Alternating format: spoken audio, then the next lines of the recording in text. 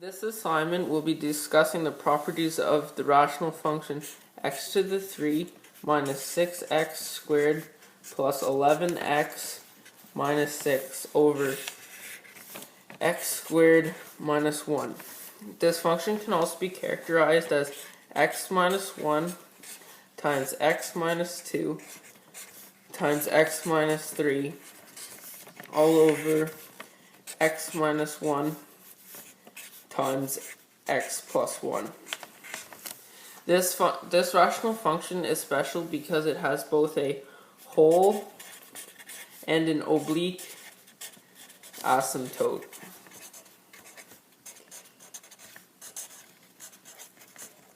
The vertical asymptotes of this function can be found in the denominator of the function. In this case, it's best seen when the function is in factored form. The vertical asymptotes in this function can be when x is equal to 1 and negative 1. This is because either of these numbers will result in the denominator equaling 0. Therefore, this function cannot exist at this point. 1 in this case is not actually an asymptote, but that will be discussed later as it is actually a whole. So the asymptote of this function, the vertical asymptote of this function is x is equal to negative 1. This function has a whole at 1, 1, which means it is not actually an asymptote, but the function does not exist at this point. The function also has an oblique asymptote, which means it has an asymptote that is a linear function. And this function can be found using long division of the original function.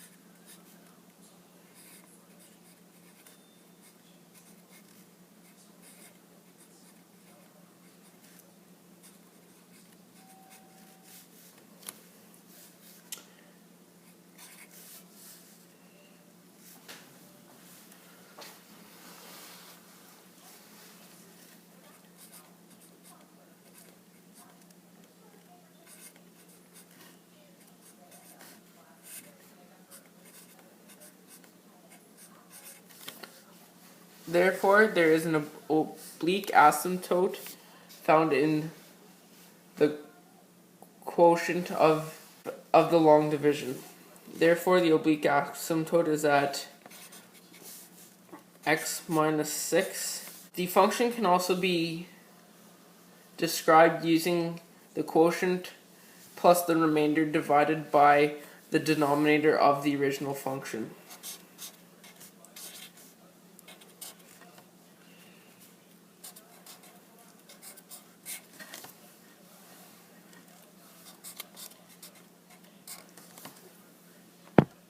A whole occurs in this function when x is equal to 1, because when 1 is substituted in for x, it will create a 0 in the numerator and the denominator, as shown here.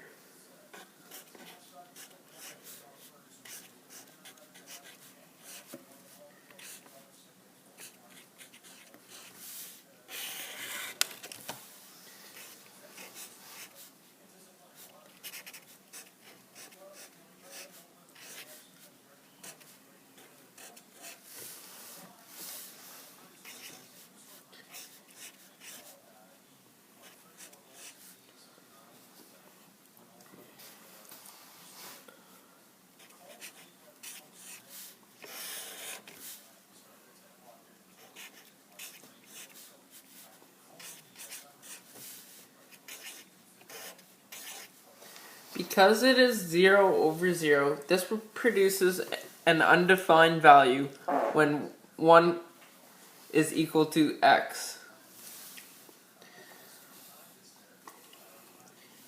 To find the y-coordinate, it is impossible to substitute 1 in to find the y-coordinate because it will result in 0 over 0.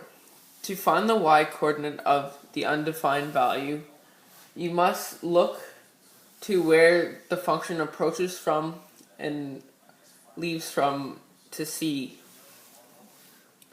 In this function, when x is equal to 0.99, y is equal to 1.02. When x is equal to 1.01, y is equal to 0.98. Therefore, the y value lies between 0.98 and 1.02. In this case, it happens to lie at exactly y equals 1. Therefore, the coordinates of the whole are 1, 1. The x-intercepts of a function can be found by factoring the numerator of the function.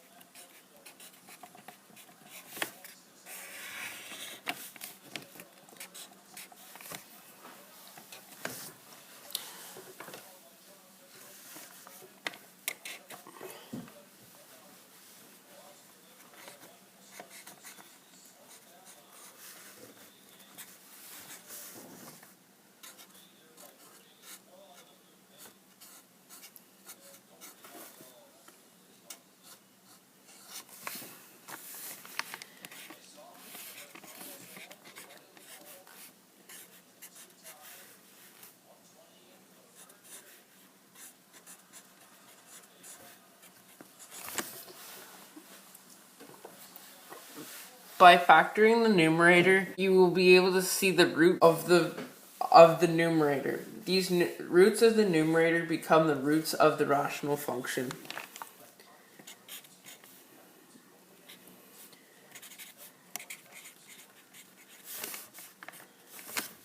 Because 1 is a whole, it's not a root. So the roots of this function are 2 and 3. To find the y-intercept of a function, you can simply substitute x in for 0 in for x to find the y-intercept.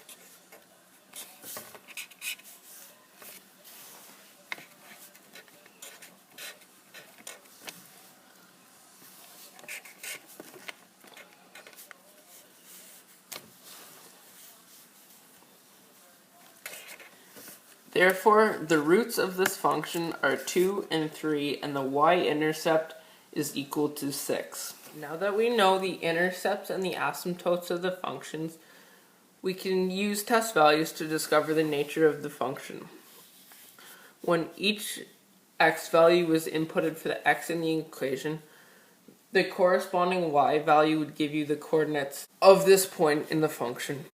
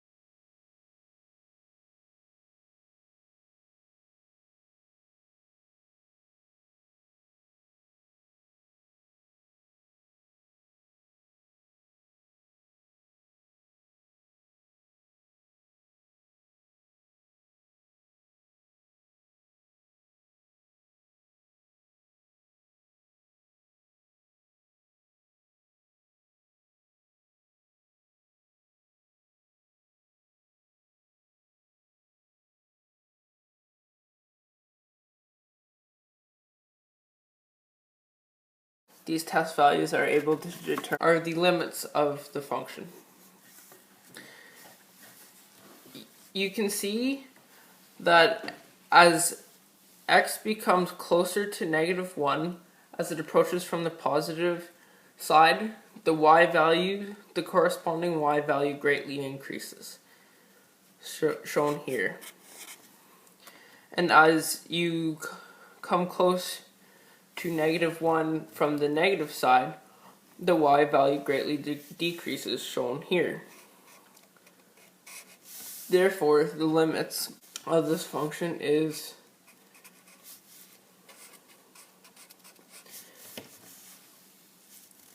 as x approaches -1 from the positive side, y approaches infinity. As x infinity. The last thing to be discussed before we sketch the graph are the turning points. The first turning point can be found by the addition of the two x-intercepts at 2, 0 and 3, 0.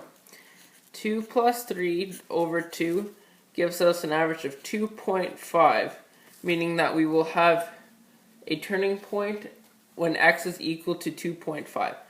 But we do not know what the y value of this is.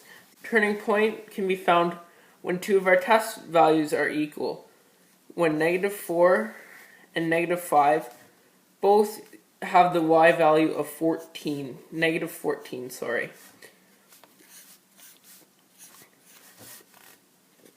When these two are added up and then divided by 2, it produces -4.5. Again, we do not know the y value. The y value can be solved by subbing the x coordinate into the equation to produce the y value. For the x coordinate found from the y-intercept, we will substitute 2.5 in.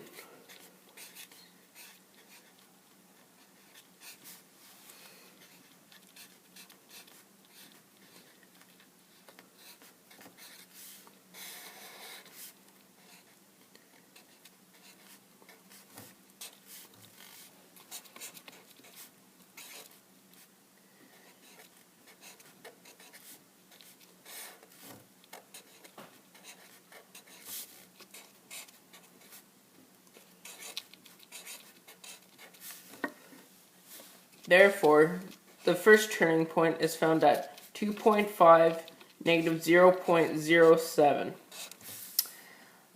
To find the turning point discovered from the test values, we will sub negative 4.5 in for x.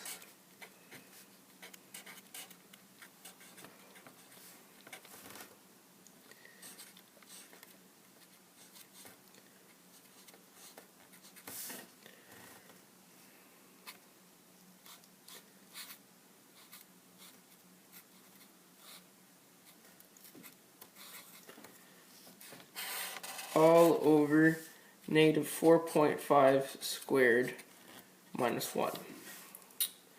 And this will result in negative 268.125, all divided by 19.25. This results in a y value of negative 13.928. So the second turning point will be found at negative 4.5, negative 13.928. Now that we have the intercepts, asymptotes, and turning points, along with the test values, we are now able to sketch the graph. To graph this function, you will first need to consider what we already know.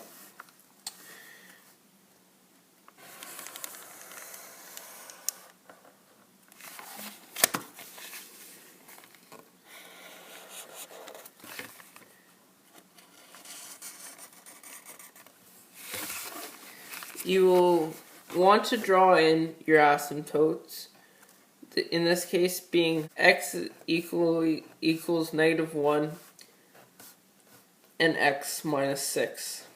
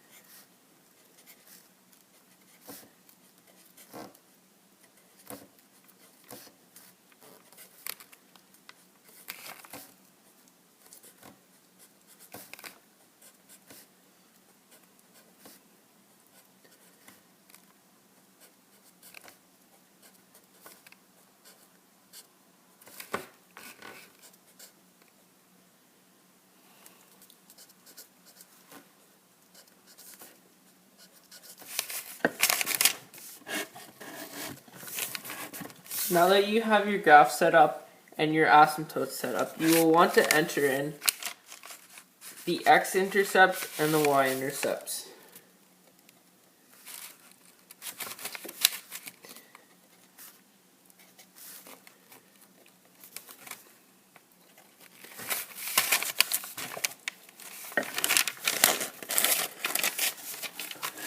Another thing to consider is where your holes are at. In this case, we have a hole at 1, 1. This is represented by a circle right here.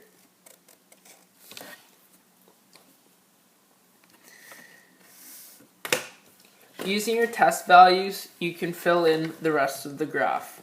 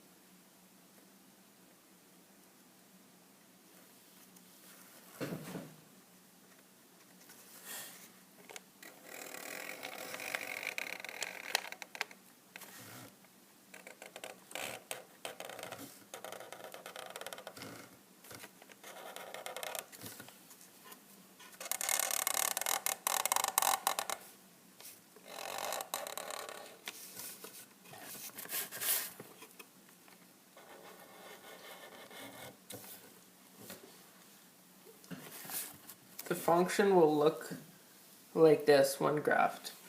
The domain of this function is x is an element of all real numbers such that x does not equal 1, -1. This means that any x value can be inputted to produce a y output except for 1 and -1. 1 cannot be inputted because it produces a hole, so the function does not exist at this point. When -1 is inputted, it produces a vertical asymptote, which also does not have any part of the function cross this point. The range, on the other hand, is y is an element of all real numbers such that y is less than -13.928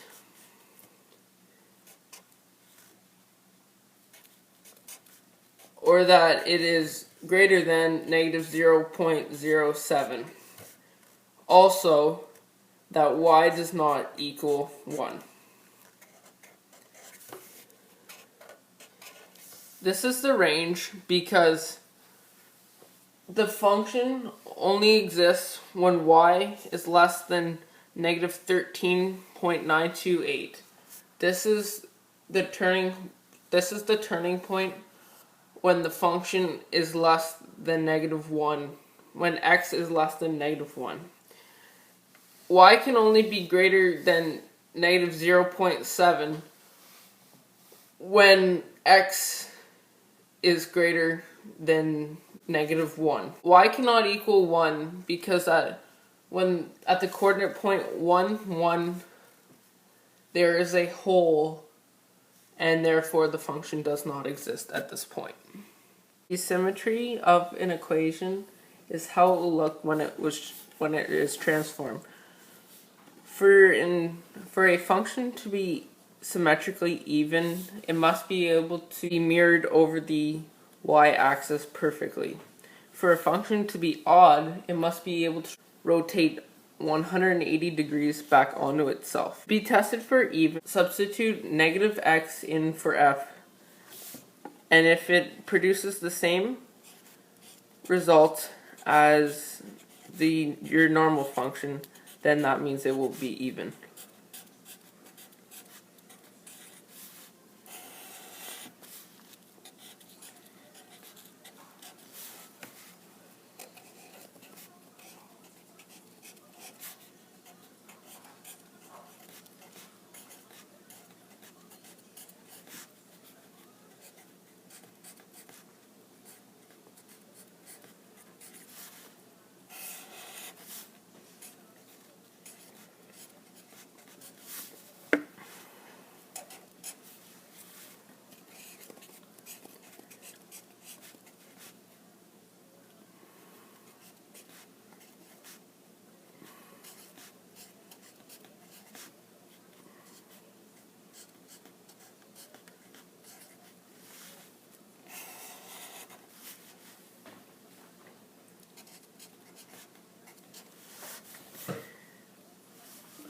Because f of -x is not equal to f of x, this function is not even.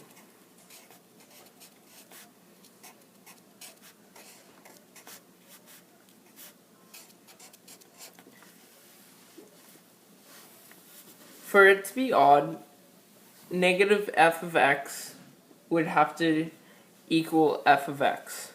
To do this, you just flip all the signs in the equation.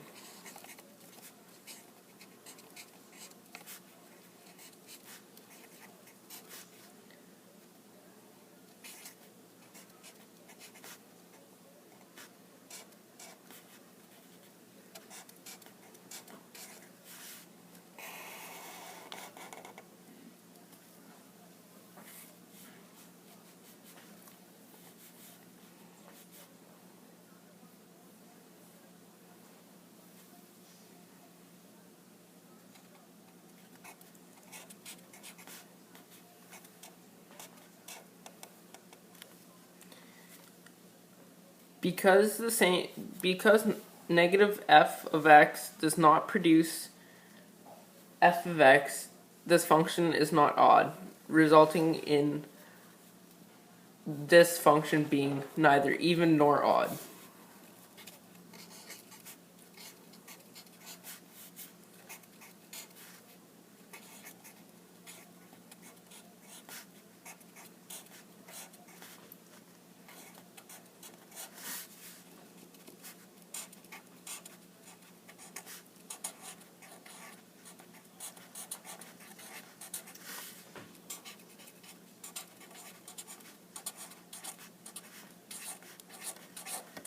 The instantaneous rate of change is the measurement of how much the function changes at a specific point. It is measured by f of x plus h minus f of x all over h. The 2 points I selected to test the IROC are x equals 6 and x equals negative 2.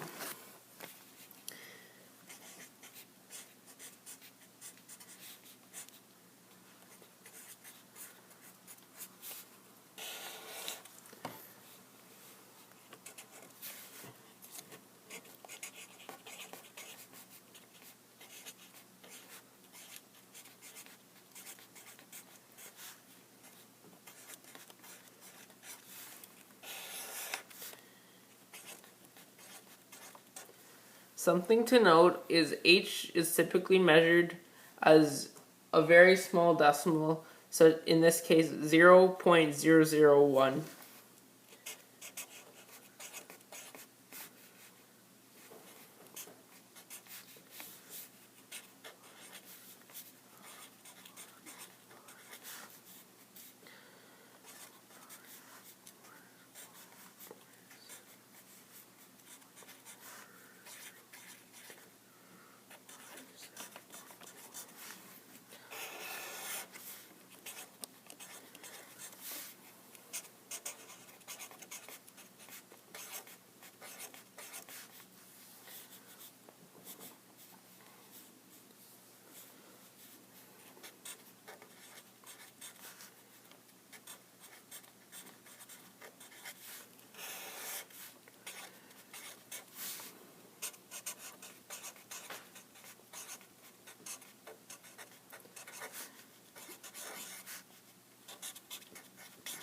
In this case, when x is equal to 6, the IROC of the function is equal to 0.755.